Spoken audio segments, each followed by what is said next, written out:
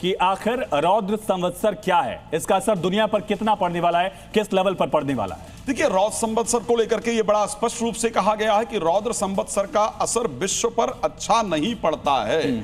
जिस प्रकार से कि नाम ही अगर संवत्सर का देखा जाए तो रौद्र कहा जाता है, जो अपने सबसे भयानक परिस्थिति के अंतर्गत जाता है। और अगर रौद्र संवत्सर के अंतर्गत हमेशा जनरली मंगल ही उस संवत्सर के मंत्री होते हैं, और अगर मंगल मंत्री हैं तो वो परिस्थिति आसान नहीं होती है। तो अभी जो परिस्थिति हम देख रहे हैं कि मैं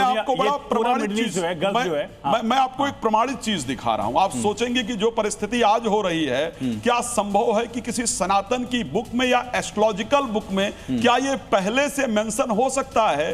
क्या उस कंट्री का नाम इस बुक में पहले से मेंशन हो सकता है? तो मैं आपको बाकायदा प्रमाण दिखा सकता हूं, और बाकायदा मुस्लिम कंट्रियों का नाम है कि विश्व राजनीतिक मंच की क्या परिस्थिति होगी। आप चाहें तो प्लीज आकर के इसको बड़ा स्पष्टता से पढ़ना चाहूंगा। अगर बाकायदा इस कंडीशन के अंतर्गत आप आकर के देखेंगे, इसके अंतर्गत यस या कंट्रियों का बाकायदा इजराइल, लेबनान, ईरान के नाम इत्यादि को मेंशन किया गया है कि इन कंट्रियों में, और जो पेज है उसके अंतर्गत बाकायदा ईरान का नाम मेंशन है, इजराइल का नाम मेंशन है, यूएस का नाम मेंशन है। और मैंने इसी बेस पर अपने वीडियोस तैयार किए थे जहां पर यह बाकायदा क्लियरली कहा गया है, और यह बाकायदा लिखा, ये देखिए, हाँ, ईरान था, उसके समर्थक देश किसी से भी युद्ध अग्नि में आकर के वैश्विक वातावरण में हाहाकार मचा देंगे।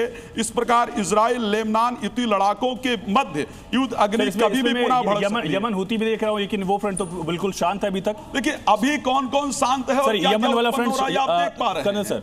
बट हाँ, चलें सर, यमन वाला फ्रंट तो शांत है, अभी उसमें मेंशन है, लेकिन नहीं। देखिए, मैं थोड़ा कम पढ़ा लिखा हूँ, उतना ज्यादा पढ़ा ज्ञानी नहीं हूँ, लेकिन मैं ये जरूर बता सकता हूँ, मुझे सिर्फ एक दिन ऐसा बता दीजिए जब लेबनान और Iran were not at a war with Israel.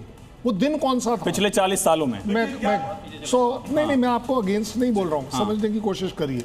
मैं कुछ और मांग रहा हूँ। ये प्रूव होता है जो चीज 40 साल से चली जा रही है, ये बिल्कुल एग्जैक्टली वही वाली है। हिंदू मुसलमान के बीच में अगर डिफरेंसेस हैं तो हैं, एक तरीके की अनसेड लड़ाई है तो है, बट मुझे ये नहीं समझ आ रहा कौन सा ऐसा स्टार है, जैसे कि आप बोलते हैं मार्स जो है दैट इज वॉर और क्या बोलते हैं उसे एग्रेशन का माना जाता है, सैटर्न को लॉन्ग कॉन्फ्लिक्ट का माना जाता है, जुपिटर को एक्सपेंशन और मतलब कुछ गुणा गणित है, तुक्का माना जाता है। बहुत आसान भाषा में अगर गुणा गणित नहीं है तो जो चीजें पहले, अच्छा एक बात चलिए बता दीजिए, मैं बिल्कुल सहमत हूं, और मैं आपको ये नहीं कहना चाहता हूं, मैं कुछ आपसे बहस नहीं करना चाहता हूं, लेकिन क्या ईरान में जिस प्रकार की तबाही हो रही है, जिस प्रकार की लड़ाई हो रही है, क्या इसी प्रकार की लड़ाई पहले चल रही थी?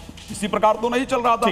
लड़ाई पॉसिबल थी, हो रही थी, लेकिन इसी प्रकार की लड़ाई नहीं हो रही। इसका आधार क्या है जो भी दावा किया जा रहा है कि महाविनाश हो जाएगा? मूल रूप से इस बार पश्चिम की तरफ घनिष्ठा नक्षत्र में अग्नि पंचक योग में सूर्य ग्रहण और उसी पक्ष में चंद्र ग्रहण लगा है। महाभारत के समय ऐसी ही परिस्थिति थी जब दुनिया की आधी आबादी का सफाया हो गया था, और इसी प्रकार की परिस्थिति का ग्रहण बना, और ग्रहण का ही फलस्वरूप है कि वहां पर बहुत ही विध्वंसकारी युद्ध स्टार्ट हो गया। वर्ल्ड वॉर 1, वर्ल्ड वॉर 2 में कैसी संभावनाएं थी, क्या संयोग थे, क्या वैसा कुछ दिख रहा है आपको?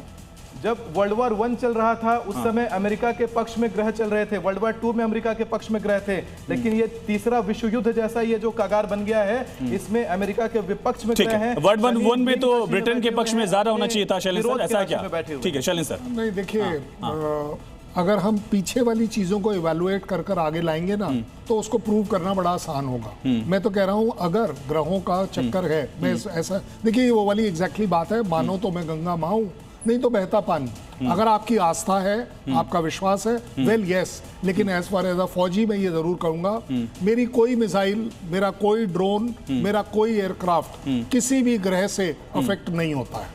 मेरी लड़ाई अपने आप में कैलकुलेशन बेस्ड होती है, एस्केलेशन मेरे जो फौजी डिसाइड करते हैं कि हम किस हद तक एस्केलेट कर सकते हैं, कितना कंट्रोल कर सकते हैं। मैं कहता हूं सारे स्टार्स बीच में आ जाएं। अगर इंडिया ने एक्सेप्ट नहीं किया होता ऑपरेशन सिंदूर में कि यस हम आपको सीज फायर देने के लिए तैयार हैं, वो एस्केलेशन मेरे कंट्रोल में था, मुझे नहीं लगता कि किसी स्टार्स के कंट्रोल में था। बहुत बड़ा पॉइंट है कि भारतीय सेना जो है वो किसी ग्रह नक्षत्र के आगे झुकने वाली नहीं, अपने फैसले खुद करती है।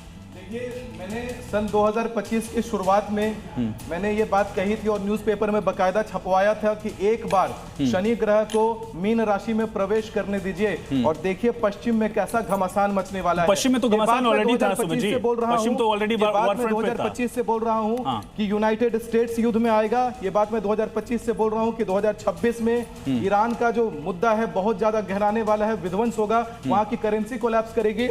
आप कह रहे हैं कि आपके मिसाइलें, आपका जेट जो है वो ग्रहों से इंपैक्ट नहीं होता, तो फिर ये कैसे हुआ कि मैंने एक साल पहले प्रिडिक्ट किया कि 28 जनवरी से 27 फरवरी प्लेन की टिकटें कैंसिल करिए और तब से हर अगले दिन कोई ना कोई प्लेन क्रैश कर जाए?